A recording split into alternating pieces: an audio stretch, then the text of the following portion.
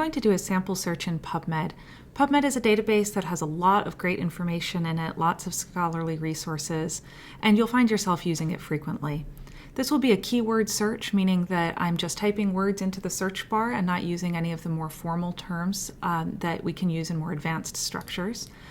But clicking here into the search bar, I can put in a number of my terms using Boolean operators as needed and do a search. I'm going to do this based on a PICO question that I have about the effectiveness of distraction techniques during immunization for young children and their perceived pain.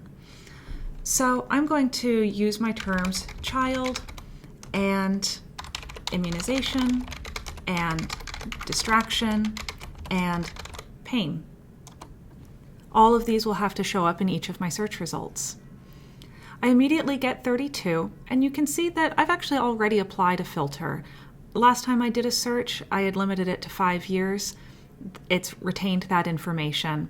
I can clear that if I'd like to see all of the results that I get.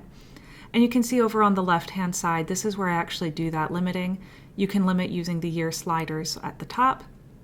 I recommend not limiting by text availability because PubMed often does not know what we have access to. You can limit by article type. For example, you might do a randomized controlled trial, systematic review, some other kind of study. And you can limit by publication date. Again, this is helpful. You could limit by just the number of years. So I could say 10 years, please. That gives me 58 results. Now you'll see I have a lot of options for limiting by article type. In order to get all these options, you just click additional filters beneath the limiters. You can add any varieties here that you'd like. I could add as many or as few of those filters as I like, depending on what I tend to search. Now let's take a look at one of these articles that we found. I'm going to click this one. We'll see information about it. There's the article title, the authors. All the way up at the top is really all the citation information like the journal and the date of publication, page numbers. There's the abstract. And one of the helpful things in PubMed is that it includes similar articles. These are articles that may share the same citations, references, or be about some of the same subject material. It gives you a selection and then you can click See All Similar Articles to get more. Here are the references from it. And the citations from articles that have been published after this one, the ones that cite this one in the past, would be here if there were any or if PubMed knew about them. Finally, there's mesh terms. These are the terms that PubMed has used to describe exactly what this article is about. This is really helpful to try and figure out what terms you might use in your search.